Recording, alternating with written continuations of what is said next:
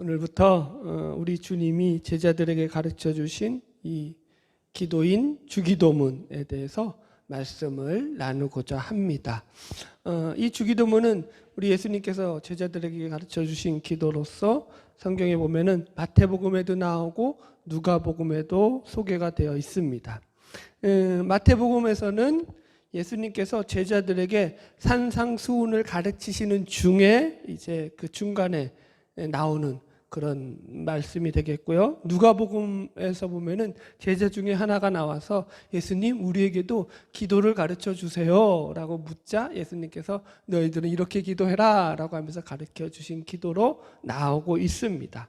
그래서 이 둘을 비교해 보면은 마태복음과 누가복음에 나오는 기도문의 내용이 조금 달라요. 그렇다고 해서 잘못된 건가요? 늘 설명하지만 그건 아니에요. 이제 이 마태복음하고 누가복음에 나오는 주기도문의 차이에 대한 거라든가 배경에 대한 것은 차차 이제 말씀을 전하면서 풀어가도록 할 것이고요. 오늘은 이제 오늘 9절 말씀에 나오는 예수님께서 하신 말씀, 하늘에 계신 우리 아버지여 라는 말씀을 주제로 오늘 말씀을 시작할 텐데요. 먼저 말씀을 나누기 전에 다시 한번 우리 오늘 본문 말씀 9절을 한번 읽어볼까요? 같이 읽어봅시다. 마태복음 6장 9절 같이 읽어보겠습니다. 시작. 그러므로 너희는 이렇게 기도하라. 하늘에 계신 우리 아버지여 이름이 거룩히 여김을 받으시오며 이렇게 나와요. 그래서 예수님께서도 제자들에게 그러므로 너희는 이렇게 기도하라 라는 것으로서 이 주기도문의 내용을 가르쳐 주시고 계시다라는 거예요. 이건 누가복음에서도 동일합니다. 예수님 우리가 어떻게 기도해야 됩니까? 기도를 가르쳐 주세요 라고 했을 때 예수님께서 너희는 이렇게 기도하여라 라고 하시면서 이 주기도문의 말씀들을 알려주시거든요. 자, 이렇다라는 것은 무슨 말이냐면 이 기도는 모든 신자의 기도의 모범이고 모델이 될 수 있다라는 얘기죠. 예수님께서 너희들이 이렇게 기도하라라고 가르쳐 주신 기도이기 때문이라는 거예요, 여러분. 그래서 우리는 이 기도를 통해 가지고 하나님께서 과연 기뻐하시는 기도는 어떤 기도고 우리는 어떻게 기도를 드리는 것이 올바른 기도인가를 이제 이 주기도문을 통해서 배우게 될 것입니다. 신자들이 뭐 기도에 대해서 모르겠습니까마는 사실은 기도에 대해서 많이 오해하는 부분들이 있고 특별히 한국 교회 안에서는 이 기도가 하나님이 원하시는 방향과 약간 다른 쪽에 있는 경향이 있어요. 워낙 한국 사람들은 이게 감정적이다 보니까 예를 들어 가지고 통성기도에 대한 예를 하나만 들어드릴까요? 그럼 미국 사람들이 이 미국 교회에서 한국의 이 통성기도 주여 하고 기도하잖아요. 이거 워낙 유명하니까 한국에서 이 통성기도를 영어로 뭐라고 번역을 해놓았냐면은 그냥 말 그대로 통성 T-O-N-G S-U-N-G 해가지고 통성 프레이어 이렇게 써놨다고요.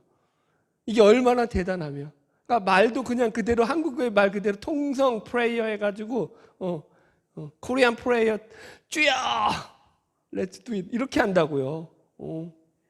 이해하시겠어요? 우리 한국교회 통성기도를 따라 한다니까요. 그러니까 얼마나 대단한 거예요, 이 한국의 통성기도가. 이 한국의 통성기도로 인해서 한국교회는 부흥해 왔다고 여태까지. 그게 뭐 큰 장점이기도 하죠. 그런데 거기에 장점이면서도 단점이 있다고요. 뭐 단점에 대한 얘기는 나중에 차차 하도록 하죠. 그런 것들이 있다고요, 여튼 여러분. 그러니까 우리가 주기도문을 배우는 것들이 우리에게 유익한 시간이 될 줄로 믿습니다. 할렐루야. 바라기는 우리가 이 기도에 대한 것들을 배우면서 하나님이 정말로 기뻐하시는 기도, 하나님의 영광이 되는 기도가 무엇인지를 생각해보고 하나님 앞에 우리가 기도를 배워나가는 은혜롭고 복된 시간이 되기를 주님의 이름으로 축복합니다. 할렐루야. 이제 첫 번째 시간으로 뭐냐면 하늘에 계신 우리 아버지여 라는 말씀이에요. 자, 여러분 여기서 우리가 나눌 첫 번째 주제가 뭐냐면 그래서 우리의 기도의 대상이 되시는 하나님이에요. 기도의 대상에 대한 부분을 나눌 거예요. 하늘에 계신 우리 아버지여 라는 말씀에는 우리의 기도의 대상이 누구인지에 대해서 아주 예수님께서 명확하게 말씀하고 계십니다. 물론 우리의 기도의 대상이 되시는 분은 하나님이십니다. 그런데 그 하나님이 지금 어떻게 표현되고 있냐면 첫 번째가 뭐예요? 하늘에 계신 하나님이에요. 두 번째가 뭐예요? 우리 하나님이에요. 세 번째가 아버지 하나님이에요. 여러분, 그냥 너무 단순한 것 같잖아요. 하늘에 계신 우리 아버지요 하니까 이게 우리는 맨날 하다 보니까 이게 익숙해서 거기에 어떤 의미가 있는지 깊이 생각 안 했는데 거기에 벌써 세 가지 큰 의미가 있다고요. 그렇죠? 하늘에 계신 우리 하나님, 아버지 하나님이다. 그죠? 세 가지라고, 세 가지. 이제 이 말씀들 하나하나를 차근차근 생각해 볼 텐데요. 오늘과 다음 주에 이어서 두 주에 걸쳐서 생각할 거예요. 내용이 풍성하거든요, 사실은. 첫 번째, 그래서 우리가 생각할 게 아버지 하나님이에요. 물론 하늘에 계신 우리 아버지여라고 해가지고 하늘에 계신 하나님이 먼저 우리가 나오긴 하지만 제가 이 하늘에 계신 우리 아버지여라는 말에서 가장 키워드를 아버지에 두었어요. 아버지 하나님. 그래서 아버지라는 말이 가장 이 기도에서 가장 중심적인 단어이기 때문에 저는 이 아버지 하나님을 먼저 중심으로 말씀을 생각해 보려고 합니다. 먼저 이 말씀을 풀어드리기 위해서 지금 마태복음에서 이 주기도문이 들어가 있는 배경에 대한 부분을 잠깐 설명을 드리겠습니다. 자, 아까도 설명드렸지만 마태복음에서 이 나오는 주기도문의 위치는 마태복음 5장에서부터 시작하고 있는 예수님의 산상수훈의 기본적인 말씀의 한 가운데 속에서 이 산상수훈의 전체적인 말씀의 하나의 주제 중에 하나가 뭐냐면 너희의 의가 서기관과 바리새인들보다 더 낫지 못하면 결코 천국에 들어갈 수 없다라는 것으로부터 지금 계속 전개되어지고 있는 말씀 가운데 선포되는 거거든요. 한번 찾아볼까요? 마태복음 5장 20절. 마태복음 5장 20절 같이 읽읍시다. 시작. 내가 너희에게 이르노니 너희 의가 서기관과 바리새인보다 더 낫지 못하면 결코 천국에 들어가지 못하리라. 아멘. 그렇죠, 여러분? 여기서 지금 그러니까 기준이 뭐냐면 너희들의 의는, 신자들의 의, 예수 그리스도로 쉽게 말해서 거듭난 자들은 이거예요. 서기관과 바리새인의 의보다 나아야 된다는 게 큰 기준입니다. 그러면서 자 보세요. 예수님께서 이 기도를 가르쳐 주시면서도 하시는 말씀이 뭐냐면 그 전에 무슨 얘기가 나오냐면은 바리새인들이 드리는 잘못된 기도를 샘플로 들어가지고 너희들은 이렇게 기도하지 말아라라고 얘기하고 있다고요. 자, 마태복음 6장 5절 가볼까요? 같이 읽어봅시다. 시작. 또 너희는 기도할 때에 외식하는 자와 같이 하지 말라. 그들은 사람에게 보이려고 회당과 큰 거리 어귀에 서서 기도하기를 좋아하느니라.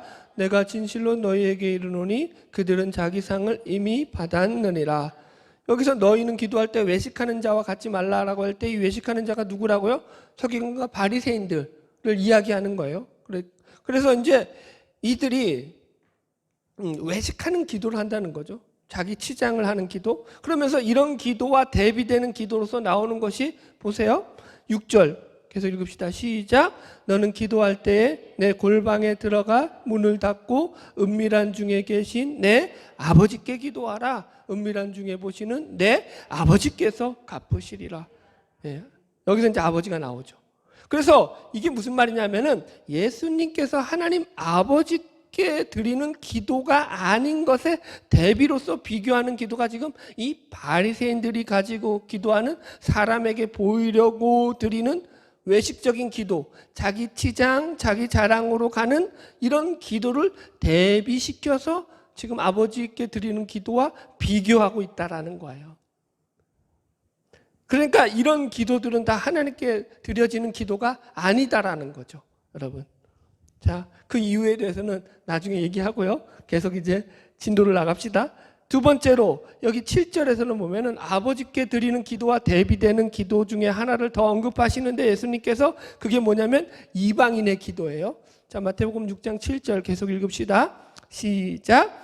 또 기도할 때에 이방인과 같이 중언부언하지 말라. 그들은 말을 많이 하여야 들으실 줄 생각하느니라. 그죠? 그러면서 그러므로 8절에 그들을 본받지 말라. 이렇게 나온다고요. 그러니까 이 이방인의 기도와 대비되도록 지금 아버지의 기도를 설명하시기 전에 이방인의 기도를 이야기하신다고요. 그래서 보세요. 어떻게 대비되면 8절 읽읍시다. 아버지의 기도와 이방인의 기도의 차이가 뭐냐? 8절 읽읍시다. 시작. 그러므로 그들을 본받지 말라. 구하기 전에 너희에게 있어야 할 것을 하나님 너희 아버지께서 아시느니라. 이렇게 얘기한다고요. 그러니까 예수님께서는 이방인의 기도와 하나님을 아버지로 둔 신자의 기도를 대비시키는데 어떻게 대비시키냐면 이방인의 기도는 중언부언하는 기도. 그죠? 로서 이야기하면서 아버지께서는 그렇게 기도할 필요가 없다. 왜? 아버지가 너희 구할 것을 다 알기 때문이다. 라고 지금 기도에 대해서 가르쳐 주셔요. 네. 잘 따라오고 있죠? 자, 말씀을 정리하자면 이런 거예요. 기도를 자기 자랑이라든가 자기 치장으로 가지려는 바리새인들 혹은 또 자신들의 욕심을 채우기 위해서 드리는 이방인들의 기도와 같이 너희들은 그런 기도를 드릴 필요가 없는 자들이다 라는 것을 지금 예수님이 설명하고 계시다고요. 그래서 그 기도가 아버지께 드리는 기도라는 거예요, 여러분. 우리의 기도를 드리는 대상이 하나님 아버지이기 때문에 우리는 그런 기도를 드릴 필요가 없다라고 얘기하신다고요. 여러분, 신자의 기도는 그래서 자신의 자랑이라든가 자신의 치장이 안 되고 또는 자신의 욕심을 채우기 위해서 드리는 기도가 되지 않는다고요. 여러분. 그런 기도들은요. 오늘 말씀식으로 하자면 하나님을 아버지로 두지 않는 자들의 기도다라고 우리가 정리할 수 있습니다. 자, 그러면 하나님을 아버지로 둔 신자가 드린 기도는 그럼 어떻게 되어야 하느냐? 이제는 우리 신자의 기도를 받으시는 하나님 아버지에 대한 부분들을 계속해서 살펴볼 텐데요. 아까 8절 다시 읽었지만 다시 한번 읽어볼게요. 아버지께 드리는 기도의 특징이 어떤지를 한번 봅시다. 다시 볼게요. 8절 시작. 그러므로 그들을 본받지 말라. 구하기 전에 너희에게 있어야 할 것을 하나님 너희 아버지께서 아시느니라. 이게 신자의 기도의 큰 전제로 나오는 게 뭐냐면 우리 아버지 되시는 하나님께서는 우리가 기도할 때에 기도하기 전에 우리가 무엇을 구하여야 할지를 다 아신다 모른다? 아신다. 그게 너희 아버지다 이런 거예요. 그러니까 이 말은 뭐냐면 우리가 기도하러 들어갈 때에 우리의 기도의 대상이 되시는 우리 아버지 하나님께서 온 우주 만물을 창조하시고 섭리하실 뿐만 아니라 우리의 사정과 형편까지도 세세하게 다 알고 계시는 전능한 창조주 하나님이실 뿐만 아니라 우리의 사정과 형편을 아시는 아버지도 되신다라는 것을 기억해라라는 뜻이라고요. 여러분, 왜 이방인의 기도의 특징을 중언부언하는 기도라고 말하고 있을까요? 자, 이제 설명을 드립시다. 중언부언하다라는 말의 그 원어적인 의미를 보니까 원어적인 의미가 뭐냐면 속이 텅 비어 있다 이런 뜻이에요. 속이 텅 빈 기도를 계속하는 거예요. 또 그 다음에 허망하다, 허영심에 차다 이런 뜻이 있거든요. 그러니까 강한 허영심에 차가지고 막 계속 기도를 하는 거예요. 이걸 중언부언하는 기도라고 표현을 하고 있어요. 자, 그러니까 무슨 말이냐면은 세상 사람들이 기도할 때는 거기에 어떤 주문을 외운다거나 기도문을 외운다거나 거기에 자신들의 정성과 치성을 들여서 그죠? 그 열심을 담아내서 그 안에 기도를 드리죠. 그런데 정작 그렇게 드리는 기도 가운데는 뭐가 없죠? 신과 자기가 기도를 드리는 대상인 그 신과의 영적인 커뮤니케이션, 교제, 소통이 없다고요. 그래서 그 속은 사실 내용이 어떻게 된 거예요?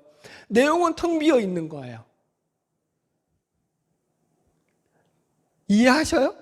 내용이 비었다는 말이 뭔지 이해하세요? 기도하는 대상인 그 신과의 그 신이 마음에 들어야 되고 신으로부터 어떤 교통이 있어야 될 거 아니에요.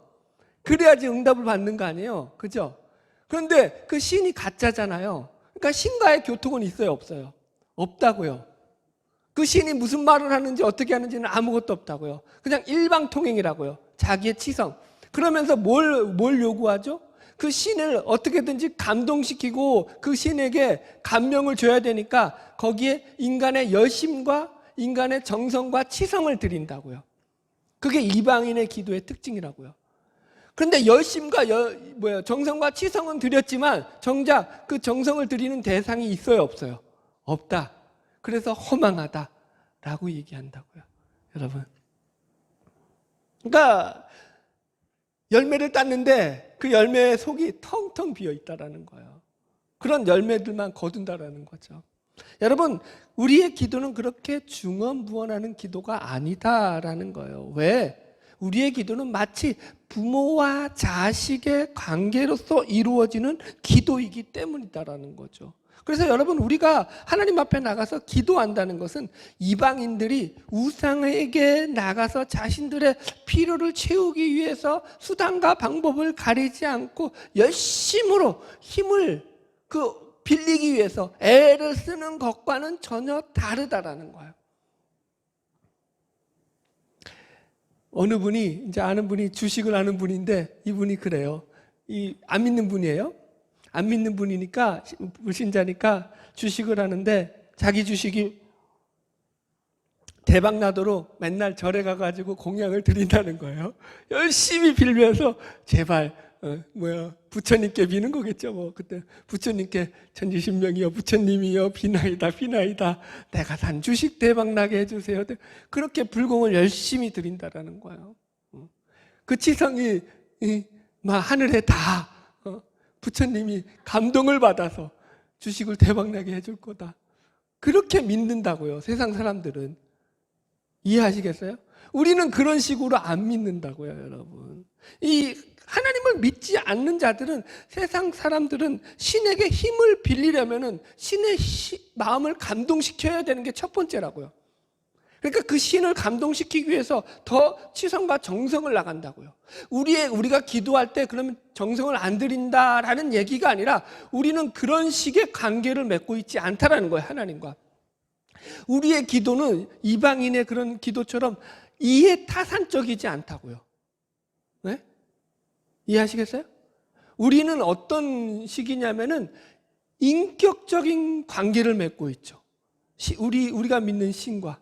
그죠? 어떤 인격? 아버지와 자녀로서의 인격적인 관계 속에서 기도를 한다고, 교제를 한다고요. 그게 기도라고요.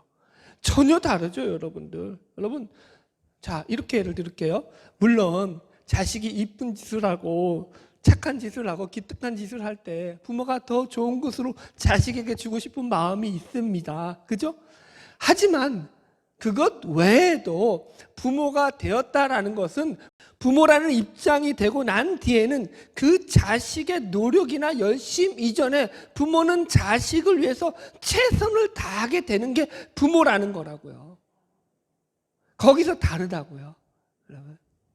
그래서 지금 예수님께서 이 주기도문을 가르치시기 전에 거시는 전제가 뭐냐면은 너희가 기도하는 그 대상인 아버지는 너희가 구하기 전에 이미 너희에게 필요한 것이 무엇인지, 너희에게 있어야 할 것이 무엇인지를 다 아시는 아버지시다가 나온다고요.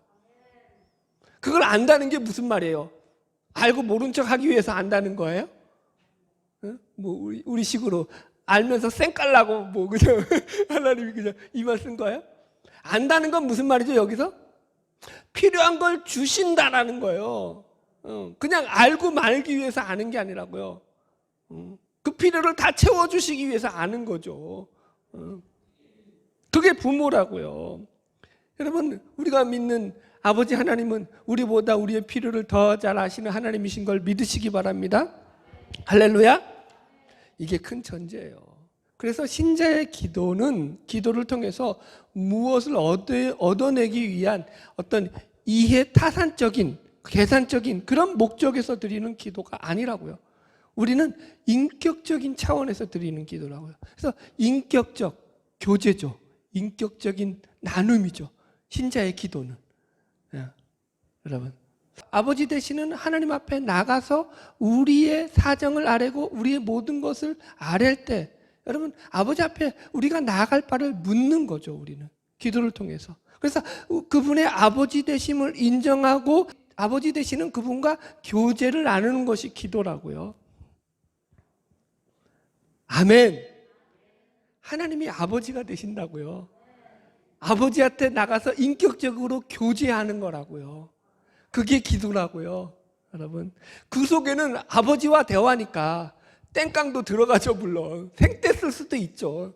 그러니까 그런데 생떼 쓰고 땡깡 피우는 거는 뭐라고 표현해야 돼요? 어릴 때, 아주 수준이 낮을 때. 땡깡은 누가 피워요? 우리 막둥이가 피우죠.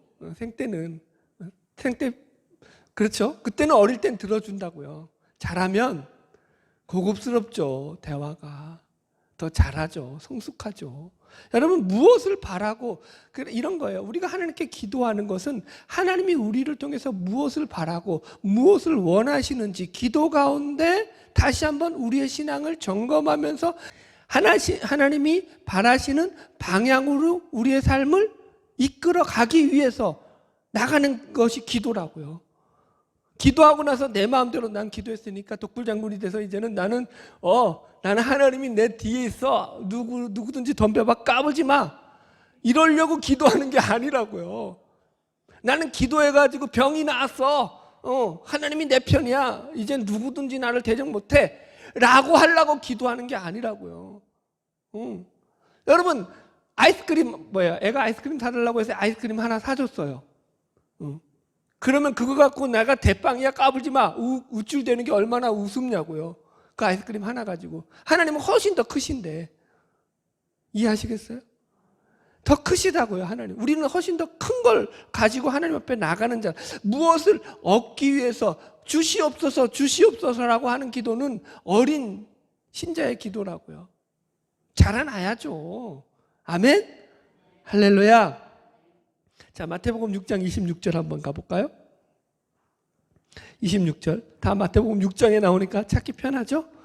같이 읽읍시다. 시작. 공중의 새를 보라. 심지도 않고 거두지도 않고 창고에 모아 들이지도 아니하되 너희 하늘 아버지께서 기르시나니 너희는 이것들보다 귀하지 아니하냐. 얼마나 잘 나타나고 있어요. 하나님이 우리의 아버지 되신다라는 게. 여러분 보세요. 우리 천부께서, 우리 아버지께서, 우리 하나님께서 우리를 기르시고 우리를 책임져 주신다는 거예요. 물론 하나님께서 새들도 돌보시죠.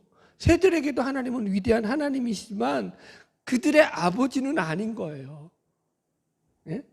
성경에 다른 어떤 피조물들을 대상으로 해서 심지어 그 대상이 천사라고 할지라도 그 천사들을 가리켜서 천사들이여 너희가 하나님을 아버지로 불러라 라고 허락된 것은 없다고요.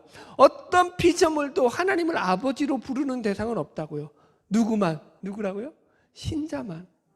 예수를 내 그리스도로, 내 구주로 영접한 자들만. 예수가 하나님을 아버지로 부르듯이 우리도 예수님의 동생들이라고요. 이거 왜 이래? 학렬이 그렇다고. 예수의 동생, 예수님은 뭐예요? 맏아들이에요, 맏아들. 성경적으로 하면은, 학렬적으로 보면은 예수님의 동생들로 쫙 이어진 동생들로서 하나님을 아버지로 부른다라는 거예요. 얼마나 기가 막힙니까, 여러분? 이왕 나왔으니까, 지금 좋은 인사이트가 나왔으니까 이 부분 조금 더 설명할게요. 보세요. 지금 보세요. 하나님 아버지를, 창조주 하나님을 가리켜서 그분을 아버지라고 불러라 라고 우리에게 알려주시는 분이 누구예요? 예수님이에요. 예수님. 예수 그리스도. 그런데 그 예수 그리스도가 누구예요? 하나님이시죠. 그러니까 하나님 되시는 예수님께서 하나님을 아버지로 불러라 라고 우리에게 알려주신다고요. 얼마나 기가 막혀요. 이 말이 무슨 말이냐면은 하나님께서 우리와의 관계를 맺으실 때에 하나님과 우리와의 관계에서 하나님이 가장 좋아하시는 관계가 뭐냐면, 예를 들어가지고 무슨 임금과 신하의 관계도 아니고 주인과 종의 관계도 아니고, 물론 성경에는 하나님과 우리의 관계가 이런 관계들로도 나와 있어요. 그런데 이런 관계들로도 물론 맺혀 있지만 이런 관계가 아니라 하나님이 직접 우리 신자된 우리와의 관계를 어떻게 맺기를 가장 좋아하셨느냐 하면은 아버지와 자식의 관계로 맺기를 가장 좋아하셨다라는 거예요. 이 말은. 아멘? 놀랍잖아요. 하나님이 직접 우리에게 너 나를 아버지로 불러. 그런 거예요. 이해하시겠어요? 하나님을 그렇게 우리가 지금 하나님이 부르게 허락해 주셨다고요. 하나님이 우리에게 하나님을 아버지라고 부르라고 허락하지 않는 한 감히 우리가 하나님을 아버지라고 부를 수 있어요, 없어요? 부를 수 없다고요. 구약에서는 이거는 꿈도 못 꿀 일이라고요. 이게 얼마나 대단한 일이냐? 여러분, 유대인들에게서는요, 하나님은 어떤 하나님이냐면은 신의 산에서 나타나신 두렵고 떨린 하나님, 공포스러운 하나님이라고요. 그래서 그분의 얼굴 보기도 두려워해가지고 여러분 모세 보고만 갔다 오라고 했다고요. 그래서 구약에서는 하나님을 어떻게 묘사하냐면 성경을 읽다가 하나님이라는 야훼라는 이름이 나오잖아요. 그러면 야훼라는 이름을 안 읽고 거기에다가 무슨 말을 대신 썼냐면은 아도나이, 하나님의 이름 부르는 것도 두려워서 하나님의 이름 대신에 뭘 썼다고요? 아도나이라는 말을 대신 써가지고 그렇게 불렀다고요. 그만큼 두렵고 떨리는 존재였다고요. 하나님의 이름을 함부로 부른다는 것 자체가. 그래서 우리가 십계명에서도 다뤘잖아요. 하나님의 이름을 망령되게 일컫지 말라. 여러분, 그런 거예요, 여러분들. 그런데 지금 그런 엄청난 하나님을 향해서 우리가 아버지라고 부르라고 지금 우리에게만 허락되어졌다라는 거죠. 여러분 감사하지 않나요? 하나만 더 비유를 들까요? 이제 취업을 준비하는 취업 준비생이 있는데 어느 날 이제 그 회사에서 인턴으로 이제 그러니까 취업을 기업에서 뽑기 전에 인턴을 쓰잖아요. 인턴으로 해가지고 얘가 쓸만한가 안 쓸만한가 확인하거든요. 그래서 인턴 사원으로 들어가서 일을 하다가 그날 회장, 그 대기업의 회장이 오너가 나왔다가 이제 인턴들하고 식사를 한다고 같이 불렀는데 딱 자기만 그날따라 다 나가가지고 남게 된 거예요. 그래서 그 회장하고 그 인턴 사원 둘만 자기만 식사를 하게 된 거예요. 회장님 앞에서 대기업에 자기를 뽑아줄 그 오너인 회장 앞에서 둘이 식사를 하는 거야. 여러분, 여기서 지금 뭐예요? 밥 한 끼에 자기 운명이 달려있는 거야. 음식이 코로 들어가는지 입으로 들어가는지 정신이 있겠어요? 이해하시겠어요? 바로 그런 거라고요, 여러분. 여러분, 엄청난 거죠. 아니, 세상의 어떤 기업의 오너와의 그 만남조차도 그렇게 여러분 우리가 대단히 여기는데 전능한 창조주 하나님을 우리가 아버지로 부를 수 있다는 건 이건 어마어마한 축복이라고요. 예수님께서 지금 우리에게 하나님을 아버지라고 부르는 그런 대단한 축복과 영광을 우리에게 허락해 주시면서 지금 이 주기도문을 가르쳐 주고 계시다고요. 여러분. 자, 염려되는 거 하나 더 짚고 넘어갑시다. 그렇다고 여러분들 착각하셔서 교만하는 쪽으로 가면 안 됩니다. 내가 하나님을 아버지라고 부른다라는 것이 영적으로 교만해지라고 예수님께서 우리에게 가르쳐준 이름이 아닙니다. 바리새인들처럼 그렇게 되면 또 자기 자랑, 자기 치장으로 가는 꼴에 빠지고 맙니다. 예를 하나 들을까요? 어느 분이 식당에 가셔서 식사를 하시는데 이제 교인들끼리 같이 갔나 보죠. 그래서 이제 이분이 거하게 기도를 하는데 옆에 종업원이 왔다 갔다 하면서 좀 바시락바시락 거렸나 보죠. 좀 시끄럽게 했나 봐요. 그러니까 기도가 끝나고 그 기도했던 당사자가 그 종업원을 부르더니 막 혼내더래요. 어디 감히 기도하는데 옆에서 방해를 하느냐. 이 신성한 기도를 하는데.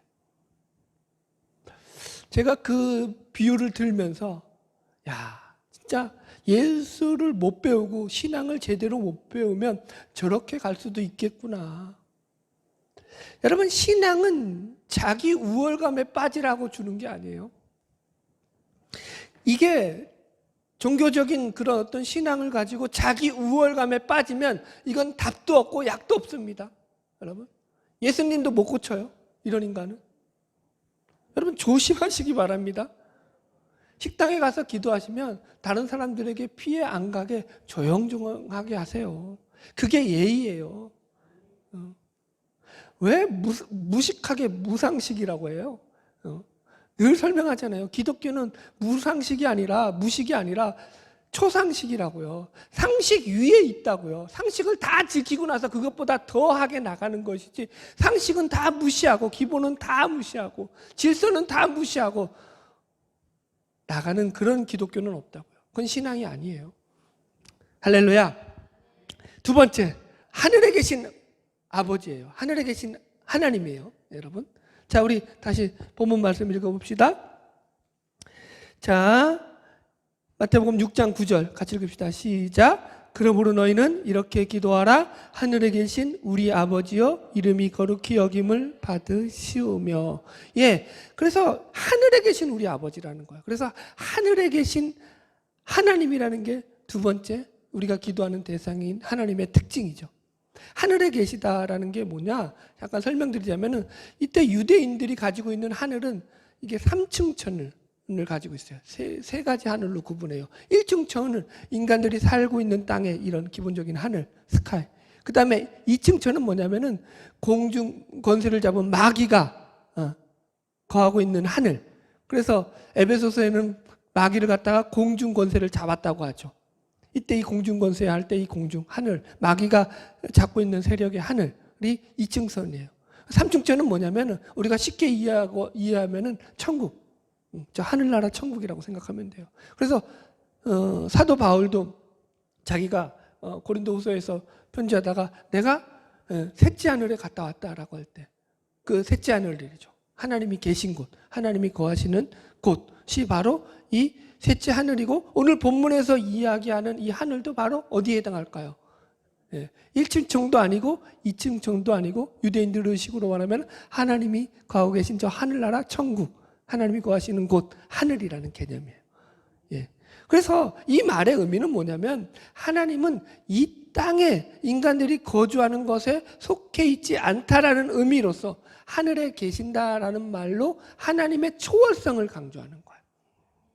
그래서 이 말은 우리는 하나님의 피조물이고 유한자로서 이 땅에 거주하는 자들이지만, 하나님은 하늘에 계시는 초월적인 존재로서 우리의 창조주가 되실 뿐만 아니라 온 우주 만물을 섭리하시고 통치하신다라는 보다 큰 의미가 있죠.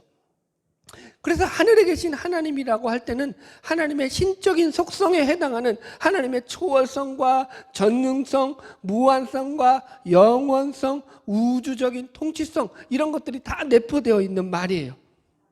그래서 하나님의 권능, 하나님의 힘과 능력, 권세의 영원성, 이런 것들이라고요. 자, 그러면 여기서 우리가 생각할 게 뭐냐면은, 이 하늘에 계신 하나님을 우리가 그런데 아버지라고 부른다라는 게 핵심이라고요. 여러분, 어떻게 해요? 하늘에 계신 우리 아버지여라고요. 하늘에 계신이 초점이 아니라 우리 아버지여가 포인트라고요. 무슨 말이냐? 하나님이 가지신 그 권세와 영광과 힘과 능력이 곧 우리가 누릴 권세와 영광과도 연결되어 있다라는 그런 말입니다. 어떤 이들은 하나님의 높으심에 대해서 잘못 좀 오해하는 분들도 있는데, 이런 거예요. 하나님, 저 하늘에 계시는 하나님, 온 우주 만물을 통치하시는 그 크신 하나님, 전능하신 창조주 하나님이, 그분의 그 높으심이 일개미천한 피조물인, 수많은 피조물 가운데 하나인 나와 도대체 무슨 상관이 있느냐. 그분이 이 많은 우주 만물을 다스리고 섭리하시 얼마나 바쁜데, 수많은 피조물의 작은 모래, 바닷가의 모래만한 그런 그냥 그렇게 하찮은 존재인 나까지도 신경 쓰시겠느냐라고 우리는 오해할 수 있다고요. 성경은 그렇지 않다라는 것으로 말씀하는 게 뭐라고요? 하나님이 너희의 아버지시다라는 것을 잊지 말라라는 거예요. 또 하나 오해가 뭐냐면, 하나님의 높으심을 잘못 이해해가지고 이것이 마치 우리 위에 군림하고 장악하여서 우리를 어떤 지배하는 독재자 식으로 이해하고 있다. 구약에서 이런 개념들이 많았죠. 하나님을 우리를, 그러니까 확 위에서 막 독재자가 그 힘과 권력을 가지고 찍어 누르듯이 우리를 통제한다라는 그런 착각을 가지고 있죠. 그래서 그런 잘못된 하나님 인식 때문에 어떻게 했죠? 율법을 갖다가 더 많이 강화시켰죠. 더 잘 지켜야 돼. 더 잘 나가야 돼. 라고 이해했죠. 그런데 하나님은 그런 하나님이 아니라고요. 주기도문에서 나타나는 하나님은 뭐예요? 우리 하나님 아버지시라고요. 아버지 하나님이라고요. 그래서 하나님이 높으시면 높으실수록 독재자가 힘과 권력이 세지면 세질수록 그 밑에 있는 백성들이 착취를 당하고 억압을 당하지만 하나님이 높으시면 높으실수록 우리는 그 분의 자녀된 자들로서 누리는 영광과 권세가 점점점 더 커지게 돼 있다고요. 하나님의 높으신 만큼 우리가 누리는 복도 커진다라는 개념이라고요. 여러분, 아버지가 부자면 부자일수록 자녀들이 물려받는 상속유산이 늘어나는 거죠. 여러분, 하나님이 높으신 게 단지 그분의 높음만을 여기서 드러내려는 게 목적이 아니라 그분의 높으심으로 말미암아 그분의 자녀된 우리들이 누릴 축복과 영광이 그만큼 크고 넓다라는 게 포함되어 있다고요. 하나님의 높으심은 단지 하나님만의 높으심이 아니라 그 높으심을 통해서 우리에게 더 큰 영광과 복을 허락해 주시는 차원에서의 높으심이라고요. 여러분, 그래서 성경에서는 우리 신자들이 영원한 나라에 들어가서 받을 상급들을 가지고 그것을 뭐라고 표현하냐면은 유업이라는 말로써 아주 많이 언급하고 있습니다. 그래서 이 유업이라는 말은 우리말로 하면은 상속자라는 말이에요. 재산을 물려받을 자. 자, 몇 구절 성경에 나오는 대표적인 구절들 제가 읽어드릴게요. 갈라디아서 3장 29절, 너희가 그리스도께 속한 자면 곧 아브라함의 자손이요 약속대로 유업을 이을 자니라.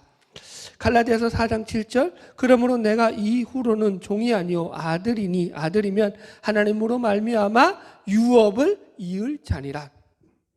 야고보서 2장 5절, 내 사랑하는 형제들아 들을지어다. 하나님이 세상에 대하여는 가난한 자를 택하사 믿음에 부요하게 하시고 또 자기를 사랑하는 자들에게 약속하신 나라를 유업으로 받게 하셨나니. 요한계시록 21장 7절, 이기는 자는 이것들을 유업으로 얻으리라.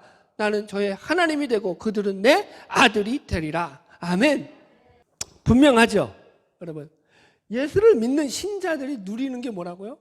신령한 복이라고요. 저 하늘나라에서의 유업이라고요. 그것은 지금 이 땅 가운데서도 우리가 누리고 있죠. 여러분, 이 유업은 예수를 믿는 자들만이 누리는 축복이라고요. 이 세상 나라와 하나님 없는 이 세상의 사람들이 누리는 복이 아니라고요. 고린도전서 15장 50절, 형제들아 내가 이것을 말하노니 혈과 육은 하나님 나라를 유업으로 받을 수 없고 또 썩은 것은 썩지 아니한 것을 유업으로 받을 수 없느니라. 아멘. 여러분, 기뻐하시기를 주의 이름으로 축원합니다. 하나님의 자녀로 우리가 부름받았다라는 것은 그만큼 그 목표하는 자리가 높다라는 것도 되고, 하나님께서 그 자녀들에게 주시는 그 복된 내용들이 더 영원하고 더 무한하고 더 가치가 있으며 더 넓고 크다라는 그런 뜻도 된다고요. 우리 신자들은 이런 하나님의 유업을 잇는 자들로서 서 있다라는 것을 잊지 말아야 된다고요. 아까 얘기하다가 설명을 못 드렸는데, 자 보세요. 바리새인들이 왜 외식하는 기도를 드릴까요? 바리새인들의 기도가 왜 자기 자랑, 자기 치장 쪽으로 빠지느냐라는 거예요. 그것을 잠깐 생각해 봅시다. 이것은요, 기도를 드리는 자가 자기가 누구인지를 모르고 또 자기가 드리는 기도의 대상인 하나님이 누구인지를 모를 때 일어나는 영적 무지의 결과라고요. 그러니까 바리새인들은 자기가 기도를 드리고 있는 이 대상인 하나님과의 관계가 올바르게 정립되어 있지 않은 거죠. 어떻게 해요? 하나님과 자기의 관계가 아버지와 자식의 관계로 정립되어 있지 않는 거예요. 그러니까 엉뚱한 곳에서 상급을 찾더라는 거예요.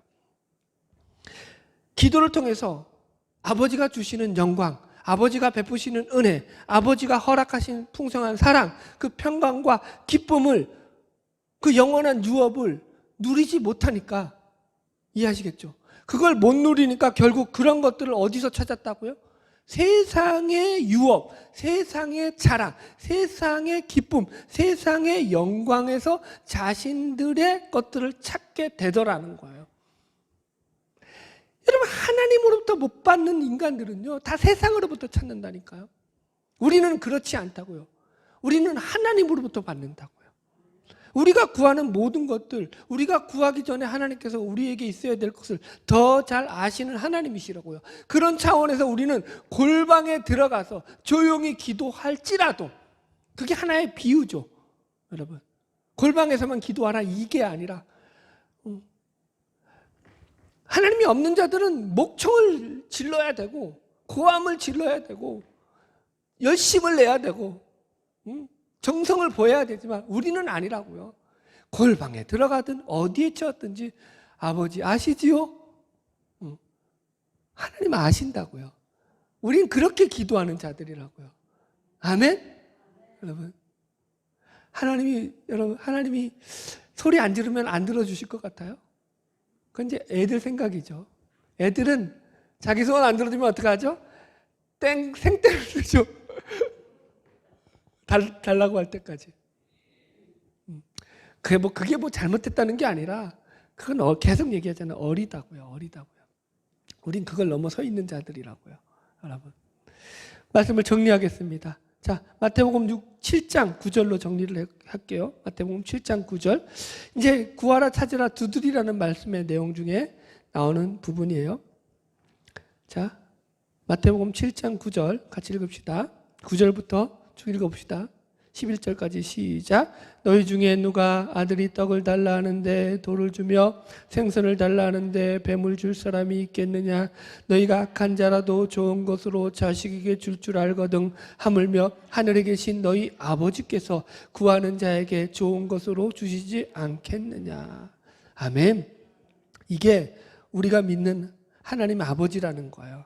우리가 구하는 것보다 훨씬 더 좋은 것으로 주시는 분이신 것을 믿으시기 바랍니다. 자, 그러면서 12절에 결론이에요. 그렇게 구하라고 하면서 결론이 12절에 어떻게 나오나 봅시다. 시작.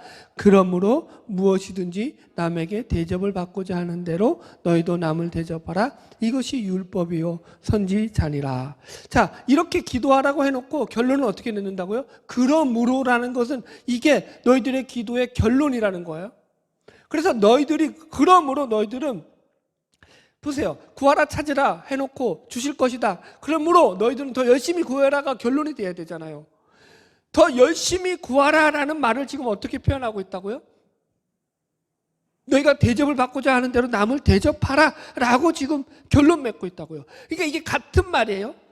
더 열심히 구하라라는 말을 뭘로 표현하고 있다고요? 남을 대접하라 라는 말로 결론 맺고 있다고요. 이해 가요? 이런 표현이 왜 이렇게 나오는지 이제 좀 감이 와요? 이제는 오실 때 되지 않았나요? 저한테서 이제 이 정도 배우셨으면? 무슨 말이에요? 남을 대접하는 게 더 열심히 구하는 게 되고 하나님으로부터 더 좋은 것을 받는 것이 왜 그게 답이 되냐면은, 내가 남을 대접한다는 것은 내가 하나님으로부터 이미 충분히 받았다라고 믿는 신앙이 있기 때문이라는 거예요. 이해하시겠어요? 내가 받았기 때문에 대접한다고요. 내가 받지 않았는데 어떻게 남을 대접하냐고요. 너희들은 그러니까 뭐가 부족한 것이 없다라는 차원에서 남을 대접하는 자리에까지 간다고요.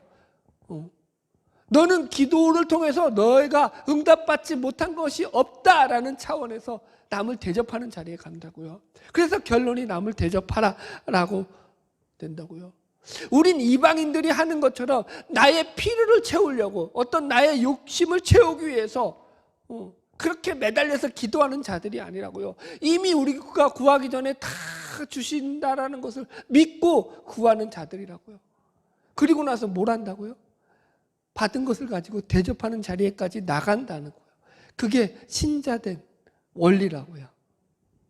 할렐루야. 오늘 우리가 기도드리는 대상인 하나님이 우리의 아버지 되심에 대해서 말씀을 중심으로 나누었습니다.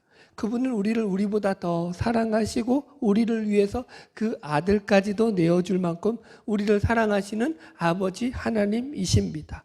우리는 우리의 필요를 채우기 위해서 이방인들처럼 중언부언할 필요가 없는 자들입니다. 우리는 더 이상 우리의 기도 속에서 세상의 자랑이나 치장을 삼을 필요가 없는 자들입니다. 바라기는 우리보다 더 우리를 잘 아시는 신실하신 하나님 아버지 앞에서 날마다 믿음으로 나아가는 저와 여러분 되기를 주의 이름으로 축원합니다. 기도하겠습니다.